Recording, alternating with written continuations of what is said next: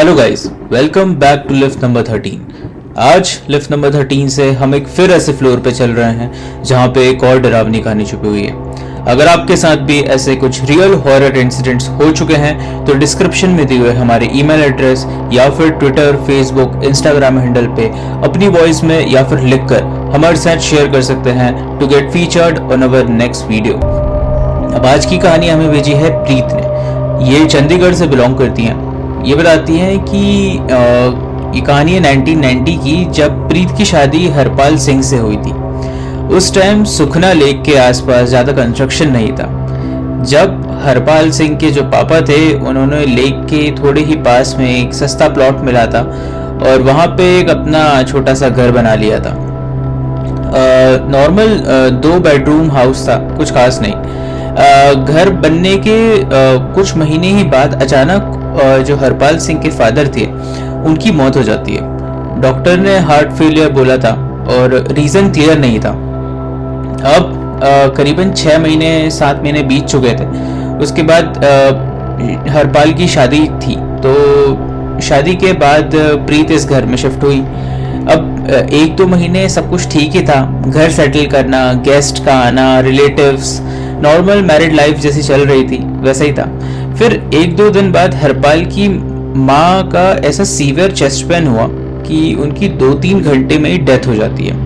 अब घर में 3 लोग ही बच गए थे, प्रीत, हरपाल और हरपाल की 16 साल की छोटी बहन प्रिया। माँ की डेथ के 2-3 हफ्ते बाद ही प्रिया को डिप्रेशन बहुत आ गया था, क्योंकि इनके फादर और मदर एक साथ कुछ ही टाइम स्पेन में उनकी डेथ हो गई थी, जिससे वो रिकवर नहीं कर पा रही थी। पर प्रिया और जो प्रीत थी उनके बीच में काफ़ी स्ट्रॉन्ग कनेक्शन, बॉन्डिंग बन चुकी थी।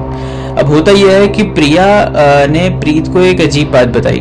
वो बोलती है कि दीदी, रात को मुझे ऐसे चलने की आवाज़ आती है, ऐसा लगता है कोई पैर घिस घिस के चलता है।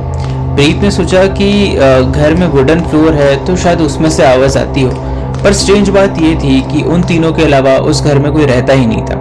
और ये जो आवाज़ें थी वो प्रिया को रात में आती थी जब वो दोनों सो रहे होते थे। प्रिया बताती थी कि उनके रूम में उनको ऐसा फील होता था कि वो अकेली नहीं है, करीबन 10-15 लोग हैं जिनकी उनको प्रेजेंस फील हो रही है और वो आसपास बैठे हुए हैं। बताती थी कि वहाँ बैठे रहो या सोते रहो, दम घुटता था। उस प्रिया के रूम का एक कोना था जहाँ पे एक्स्ट्रा अननेचुरली कुछ डार्क सा एरिया था। वो उसको काफ़ी शेडी लगता था, क्योंकि प्रिया वहाँ काफ़ी देर तक, बहुत दिनों तक वहाँ पे बैठ के उसी जगह को स्टेयर करती रहती थी। ये सब चीज़ें काफ़ी इफेक्ट करती थी, पर ये सब चीज़ें इग्नोर भी कर देते थे प्रीत और उनके हस्बैंड हरपाल। अब होता यह है कि प्रीत ने सोचा कि जैसे ये सब चीज़ें डिप्रेशन के फेज में ही चल रही हैं, पर ये आवाज़ें उनको अंदर से आती थी प्रिया को। और प्रिया बोलती थी कि मेरे को नींद नहीं आती है। अब नींद में वो बोलती थी कि ऐसे स्लीप पैरालिसिस तो नहीं, बट उनको ऐसे सपने आते थे जिनमें वो डर जाती थी। और ऐसा काफ़ी फ्रीक्वेंट होता था कि रोज़ उनको ऐसे डरावने सपने आते थे, जैसे कोई उनको मारना चाह रहा हो या वो कहीं से गिर रही हो, और वो चमक के उठती थी। और कितनी बार वो ऐसे इतना हो जाता था ये सब चीज़ें कि वो रोने भी लग जाती थी। जब ये चीज़ें काफ़ी बढ़ती गई तो प्रीत और हरपाल को लगा कि शायद कुछ मेंटल इश्यूज हैं, इसलिए डॉक्टर को दिखाते हैं। जब डॉक्टर को दिखाया तो रिपोर्ट्स नॉर्मल थी, मेंटल स्ट्रेस बोला बस उनने।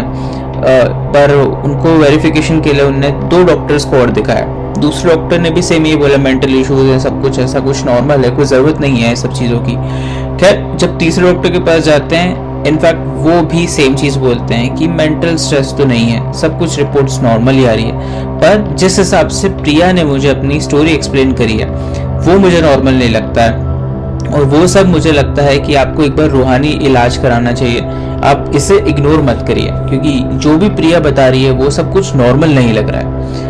अब जब ये सब हो जाता है तो भी उस चीज़ को भी हरपाल और प्रीत ने इतना माइंड नहीं करा। फिर एक शाम की बात है कि प्रिया के चेहरे पे उसको काफ़ी स्क्रैचेस दिखने लग गए थे। वो उसको काफ़ी शाम में ऐसा लगता था कि उसको काफ़ी खुजली हो रही है। वो अपने पूरी बॉडी को बहुत ज़्यादा खुजाने लग जाती थी। कितनी बार वो अपने जब बेड बाथरूम में जाती थी नहाने वहाने के लिए, तो उनको काफ़ी लंबे लंबे स्क्रैचेस उनकी बॉडी पे मिलते थे, जो कि ह्यूमनली पॉसिबल नहीं थे कि उसको कुछ ऐसा हो रहा हो। दूसरी ऐसी बात हो रही थी कि उनकी हेल्थ बहुत डिटोरिएट हो रही थी। इसी के साथ साथ प्रिया ने अपना रिसेंटली उसने मतलब उसी टाइम अपना 12th पास करा था और she was suppose to go to the college, पर उनके साथ ऐसा हो रहा था कि वो घर से निकलना ही पसंद नहीं करती थी। वो पूरा इग्नोर करती थी कि मैं घर से बाहर नहीं निकलूँ, मैं बस अपने रूम में बैठे रहूँ। और ये सब चीज़ें वो दोनों ऑब्जर्व कर रहे थे कि ये चीज़ें बहुत ज़्यादा अफेक्ट हो रही थी और प्रिया को इन चीज़ों से ज़्यादा ही अफेक्ट हो रही थी। इन्हीं सब के लिए प्रिया और प्रीत हॉल में बैठे हुए ये सब बातें कर ही रहे थे कि क्या हुआ है, कैसा हुआ है। और इन्हीं सब के बीच प्रीत बातें करते करते प्रिया को देखती है और प्रिया एकदम से आंखें बंद कर लेती है और जोर से आंखें बंद करके अपने आप को कान बंद कर लेती है, आंखें बंद कर लेती है और अपने आप को डाइवर्ट करने की कोशिश करती है। जब ये सब कर रही होती है तो प्रीत एकदम से उनको झंझोड़ती है और बोलती है क्या हुआ मुझे बताओ, एकदम से तुम ऐसे क्यों कर रही हो बिहेव। जिसपे प्रीत को प्रिया बताती है कि मेरे को वो आपके सर के पीछे ही खड़ी हुई दिख रही है। जिस बात पे प्रीत एकदम से पीछे देखती है तो उनको कुछ दिखता नहीं है।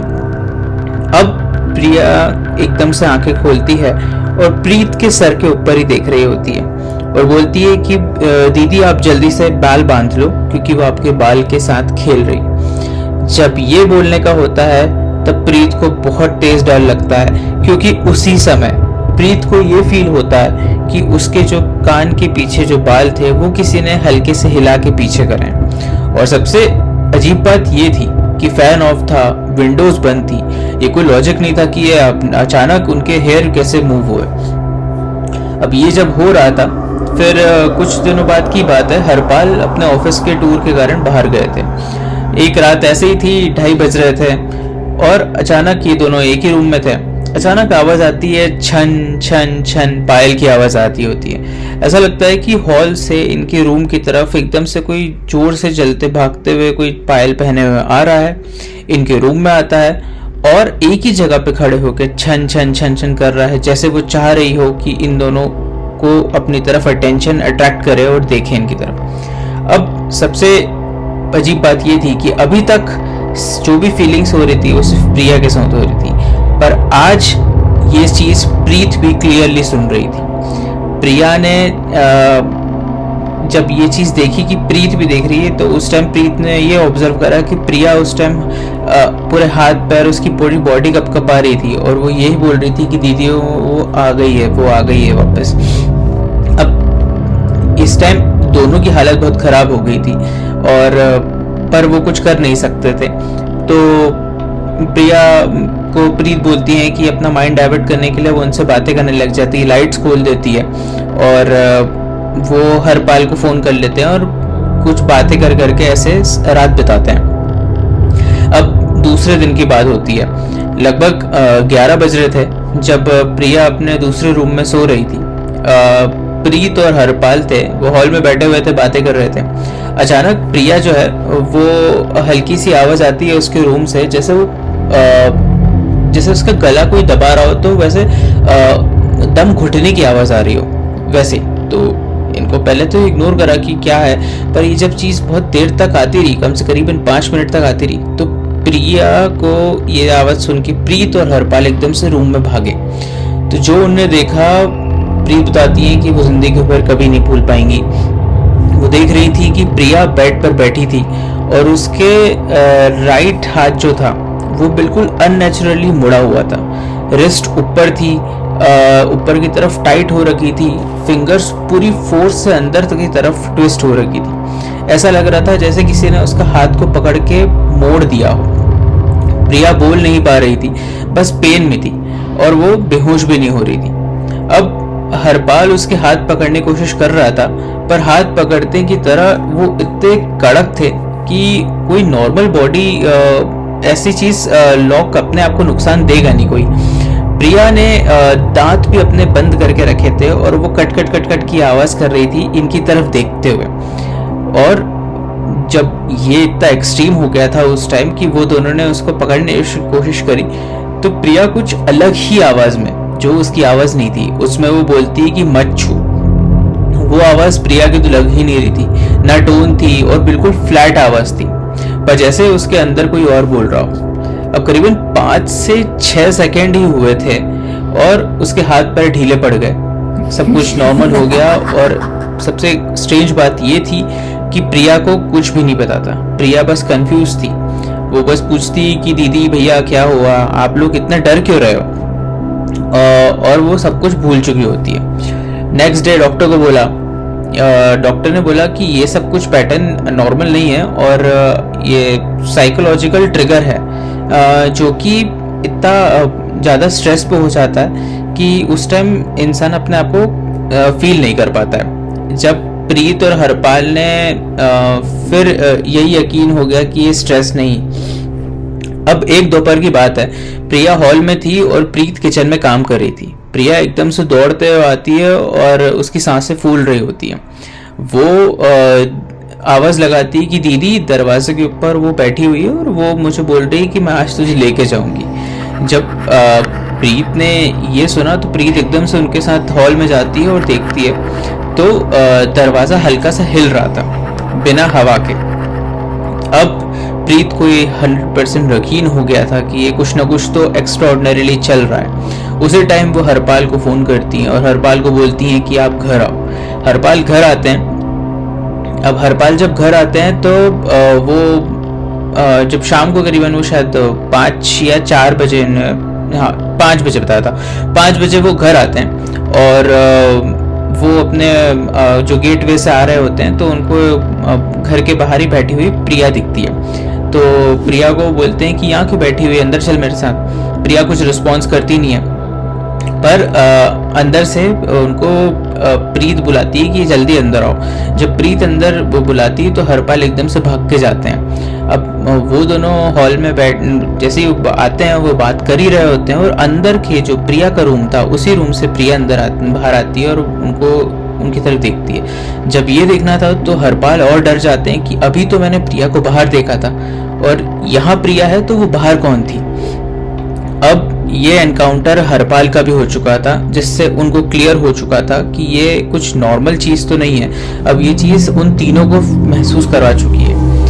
अब प्रिया से हरपाल ने उस दिन बैठ के सारी बातें करी और हरपाल ने पूछा कि मुझे बताओ क्या है। तो प्रिया बोलती है कि मैंने एक पैटर्न नोटिस करा है कि मुझे ये शाम से एक्टिविटीज़ बहुत बढ़ जाती हैं। एक लंबी सी औरत मुझे शैडो की तरह दिखती है, वो वरांडा में कभी दिखती है, कभी छज्जे पे बैठी हुई दिखती है, कभी किसी गेट पे बैठी हुई, और मेरे रूम के कॉर्नर है जहाँ पे अननेचुरली डार्क अंधेरा सा है, वहाँ पे वो मुझे बहुत बार खड़ी हुई बैठी हुई दिखती है।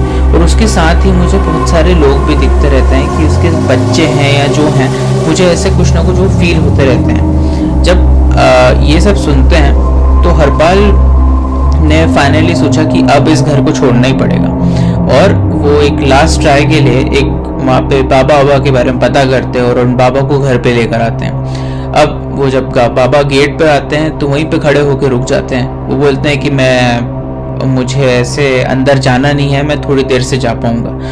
वो अपनी जो भी रिलीजियस प्रैक्टिस करते हैं बाहर पे खड़े होके वो करने लग जाते हैं और सूती का धागा लेते हैं वो और फिर अंदर घुसते हैं और उसको पकड़ के वो हर रूम के चारों कोने में बांधने लग जाते हैं कुछ पढ़ते पढ़ते। अब जैसे ही ये सब जब चीज़ें होती हैं तो वो उनके लास्ट के तरफ जाते हैं जहाँ पे किचन था और किचन से लगा हुआ उनका लॉन था। अब उस लॉन में मतलब नॉर्मल सी जगह थी वो, और उसमें एक बबूल का पेड़ लगा हुआ था जिसपे इनका झूला था। अब वो जब उस झूले को देखते हैं तब वो बहुत अच्छे से समझ चुके थे कि यहाँ पे क्या है, और वो उसके पास जाके देखते हैं, उसको डायग्नोस करते हैं उनकी तरीके से, पूरी तरीके से। जब वो वापस मुड़ के वापस आ रहे होते हैं तो प्रिया आवाज लगाती है, वो जो झूले पे बैठी हुई थी, और वो उसको देख के 100% श्योर हो चुके थे कि यहाँ पे ये क्या हो रहा है। वो तुरंत घर के बाहर आते हैं क्योंकि उनने प्रिया, प्रीत और हरपाल को ऑलरेडी घर के बाहर बैठने को कहा था। अब उस झूले पे वो जो भी थी वो प्रिया तो नहीं थी। वो उनको ये समझ में आ गया था कि ये जो भी है ये सब कुछ नॉर्मल नहीं है। बाबा ने एक और कोशिश करी कि उनने जब ये सब देख कर आए घर के बाहर अंदर से, तो बाहर आते हैं और एक वो कुछ पढ़ के वो नींबू काटते हैं। अब वो जैसे ही नींबू काटते हैं तो वो लाल निकलता है। वो दूसरी बार फिर पढ़ते हैं और फिर नींबू काटते हैं और फिर बोलते हैं कि उसको काटने की कोशिश करते हैं, और जब काटते हैं तो फिर वो लाल निकलता है। जब ये हो जाता है तो वो बोलते हैं कि ये घर बलि मांग रहा है, और मैं तुम लोग को ये सजेस्ट करूंगा कि तुम इस घर को आज अभी ही जल्दी से जल्दी छोड़ दो, क्योंकि ये जो जहाँ पे तुम्हारा प्लॉट बना हुआ है, घर बना हुआ है, यहाँ पे पहले कब्रिस्तान था, और इसके आसपास एक्चुअली अभी भी उन्होंने बताया कि अब तो वहाँ पे कब्रिस्तान बहुत अच्छी तरीके से बन गया है। वहाँ पे कब्रिस्तान था, और उसी कारण से यहाँ पे ये जो भी है, तुमने उनके जो कब्र वब्र थी उनको डिस्टर्ब करके तुम्हारा घर बना हुआ है, तो वही चीज़ें अब तुम्हारे साथ रिवेंज ले रही हैं। और उन्होंने ये भी बताया कि जो आपके फादर की डेथ हुई थी और आपकी मदर की डेथ थी, वो कोइंसिडेंट किसी बीमारी के कारण नहीं हुई थी, वो इन सब चीज़ों के कारण ही थी। अगर आप चाहते हो कि अगर आपकी बहन बच जाए तो आप इस घर को छोड़ दो, क्योंकि यहाँ पे एक या दो नहीं, बहुत सारी आत्माएं हैं जो कि आपको हर तरीके से नुकसान पहुंचाना सकती हैं। वो जब ये सुनना था तो वो उसी दिन कैसे भी रातों रात अपना सारा सामान लेके अपने एक रिलेटिव के यहाँ शिफ्ट हो जाते हैं और उस घर को छोड़ देते हैं। वो बताते हैं कि घर छोड़ने के बाद सब कुछ नॉर्मल हो गया, हेल्थ नॉर्मल हो गई। जो प्रिया की हेल्थ इतनी खराब हो चुकी थी वो सब कुछ ठीक हो गया और उनके घर वापस फिर नॉर्मल हो गया। ये था, और फिर सब कुछ ठीक हो गया। तो thank you Preet ji for sharing your story. और अगर आपके साथ भी ऐसे कुछ रियल हॉरर इंसिडेंट्स हो चुके हैं तो डिस्क्रिप्शन में दिए हमारे ईमेल एड्रेस या फिर ट्विटर, फेसबुक, इंस्टाग्राम हैंडल पे अपनी वॉइस में या फिर लिखकर हमारे साथ शेयर कर सकते हैं to get featured on our next video. और मैं चाहता हूं कि आप इस वीडियो को ज़्यादा से ज़्यादा लाइक, सब्सक्राइब और शेयर करें, ताकि हमारी रीच और भी नए लोगों के पास पहुंच सके और हमें और भी ऐसी नई कहानियां मिल सकें। Thank you, stay tuned for the next video, bye bye.